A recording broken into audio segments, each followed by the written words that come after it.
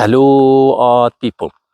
In this video, we're going to cover two things. One, the insurance registrations for last week, and the other, some clarification on the Nio Inc. versus Nio China.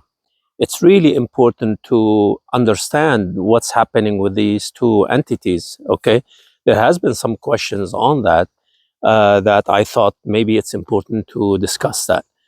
Um, Insurance registrations for last week, what was it, 6270? Okay, these numbers are low, of course.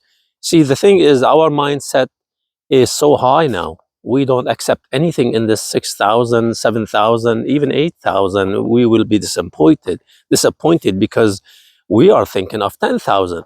Okay, especially if we need to meet the almost 90,000 deliveries for Q3, right? And that is wrong. That is wrong. If you think that way, you're actually setting yourself up for disappointment. Okay. The reason for that is because you're thinking of averaging the weeks. Okay. And you can't do that. You cannot do that. The reason why you cannot do that is because it's a cyclic business, right? For example, if you look at the deliveries for quarter to quarter, you would see that quarter one is the lowest, followed by quarter two would be higher, quarter three is higher, and then the highest usually is Q4. And this is not just Nio, it's everybody, right? The nature of the business is cyclic. By the way, the nature of almost everything is cyclic. I mean, even if you think of, say, Costco, for example. Well, Costco has, good quarters and bad quarters. Costco had good days and bad days. Even the days of the week, that you have busy days and slow days. Even traffic, if you travel, there's rush hour versus non-rush. It's a cyclic thing, right? And so, in the nature of the automobile industry is that a Q1 versus Q4, that is the cycle. And then that's why some of you guys were worried about Q1 of 26 being half of Q4. Well, that would be great. That would be great. We're talking about 75,000 deliveries, right? Versus the 42,000 for 2025. So if you're talking about 26 versus 25, you would have 75 versus 42. And that is a huge jump. But anyways, the quarter to quarter cyclic business versus the month to month cyclic business. So within the quarter, you have 3 months.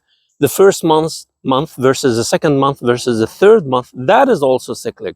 The slowest deliveries are in the first month, followed by the second and third. And when it comes to, if you want to go further than that, you go to the weekly deliveries or whatever, and you find that they're also cyclic. The first week versus second week versus third week versus fourth week, and usually the fourth week is the highest. And why is that? It is because of the nature of the business. This is where all the competitors offer discounts and whatever. So naturally, you would have a high deliveries, and Nio cannot change that. Nobody can change that. It is the way the whole market works and the competition works, where the time of the offering and whatever, it evolved over the years to become the norm. So you need to understand that the beginning of the first week of the month is totally different from the last week of the month. All right. So having this in mind, these numbers are great numbers, actually, especially when you look and compare them to everybody else. And to confirm, actually, what I'm saying is, you just look at everybody else and they have all similar trend, all of them. Okay. We're talking about Nio having a drop of 23%. Well, check Xpeng, 20% or something like that. Check Li Auto, maybe 25%. Check BYD. Let me see. BYD had 25% drop. Even Xiaomi had 47% drop. So it's, of course, when you see everyone moving in the same trend, that is a market thing. Now you can ask the question, well, what about Tesla? Tesla is a unique company in China. Tesla, the cycle for Tesla is the first half of the quarter versus the second half of the quarter. These are my observations, okay? I'm just telling you what my mindset is on these things and what I could tell from the data from, so long, all this time.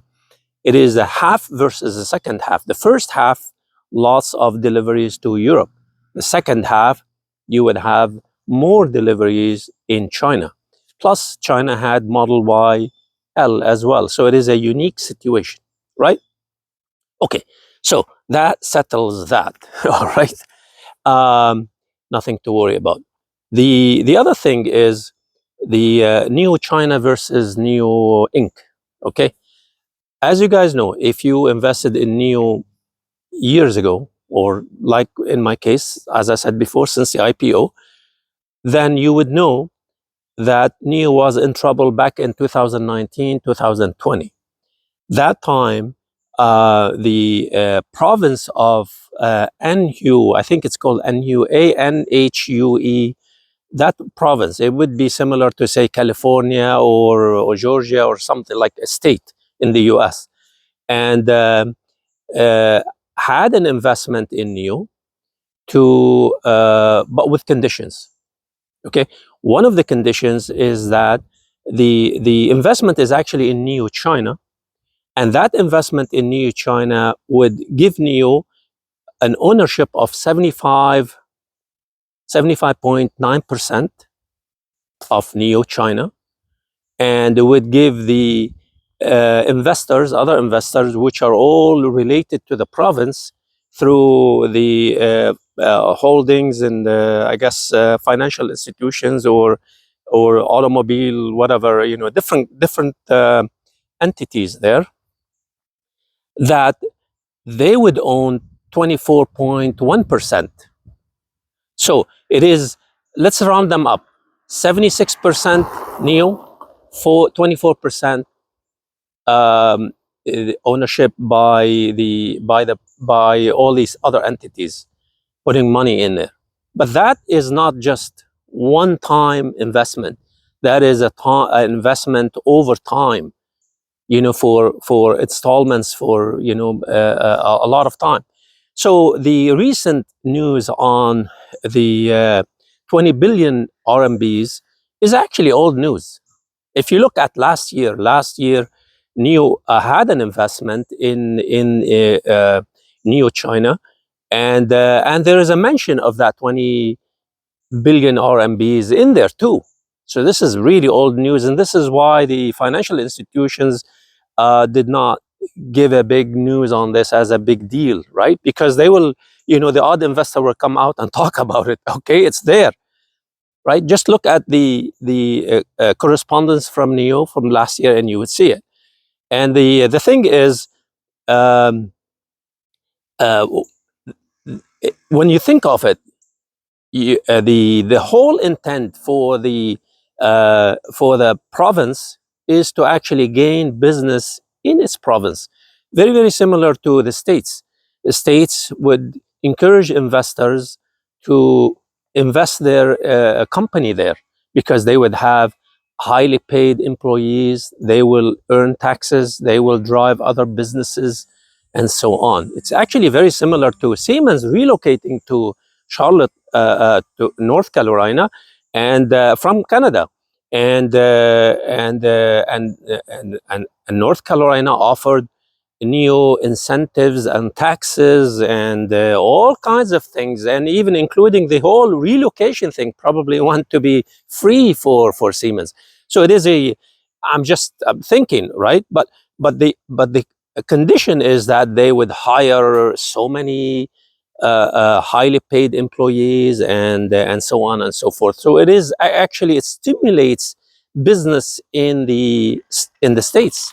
Same thing, it stimulates business in Canada. Does that? All countries do that, and same thing with this condition in for China. So the thing is, the deal is that Nio would move the headquarters to Hefei, which is the capital of on high, which is of that province, and it's similar to they say the capital of New York State is actually Albany. It's not New York City, but okay, yeah, you move the headquarters to Albany, and you have your business there, and that's a deal. That's a condition, right? So for us investors in North America, it really wouldn't matter whether the location is in this state or that state. To us, it's all China, right? And as far as this investment is concerned, well, there is this clause in the investment that would give Nio power, and that is Nio has the right to purchase back its ownership of Nio China. And so that's 75.9% ownership of Nio China actually over the time that we probably didn't pay too much attention to. As of today, as far as I know, it's 91.8%. So Nio Inc., which is the Nio stock that we trade with, owns now 91.8%, roughly 92% of Nio China. While in the past, back in 2020, they only owned 75.9%. You see? So having money transferred from Nio Inc. to Nio China is actually taking it from, your pocket, your left pocket to the right pocket. It's in the same, it's in the for the company, right? And I honestly believe that Nio Inc. should have 100% ownership of Nio China, should not be 92% of Nio China. And by the way, Nio China, at the time of the formation of or establishment of Nio China, formed 85% of Nio Inc. So this is one of the benefits we have as a group, is to have an overall view of what's happening with this situation. Is it a big deal? Is it a bad thing to do? I mean, if you see me taking money from my left pocket into the right pocket, is it a bad thing? Oh, you know what I mean? That's one thing. Second thing is, what are we talking about when we talk about Nio China? Is it all of Nio Inc., or is it part of it? And if it's part of it, what is it? Well, it's actually a subsidiary of Nio Inc., and it's 85% of that, because Nio is an international company, and that Nio China only deals with the operations in China. All right. So, anyways, that's what it is. Actually, if you think about it, you can have Nio establish something in Europe, and that would be Nio Poland or Nio Germany or whatever, right? So, anyways, that's what it is. It's really nothing to worry about. In fact, it would be a good thing to have for Nio to have full ownership, in my opinion. All right. Um, anyways, never financial advice, and please do your own research and due diligence. Thank you. Bye bye.